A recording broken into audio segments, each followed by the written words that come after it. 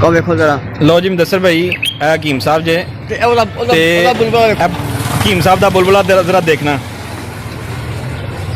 ਇਹ ਪਹਾੜੀ ਇਲਾਕੇ ਦਾ ਬੁਲਬੁਲਾ ਹੈਗਾ ਜੀ ਕਿਹੜਾ ਸੋਹਣਾ ਕੀ ਉਹਦੇ ਸੋਹਣਾ ਬੁਲਬੁਲਾ। ਕੀ ਬਾਤ ਹੈ ਜੀ ਕੀ ਬਾਤ ਹੈ ਇੱਧਰ ਨੂੰ ਕਰੋ ਜੀ ਹਾਂਜੀ ਇਹ ਬੜਾ ਨਾਯਾਬ ਹੈਗਾ ਜੇ ਮੇਲ ਹੈਗਾ ਥੱਲੋਂ ਪੀਲਾ ਹਕੀਮ ਸਾਹਿਬ ਥੱਲੋਂ ਪੀਲਾ ਜੇ ਜਿਵੇਂ ਬੁਲਬੁਲ ਥੱਲੋਂ ਲਾਲ ਹੁੰਦੀ ਹੈ ਨਾ ਇਹ ਥੱਲੋਂ ਪੀਲਾ ਜੇ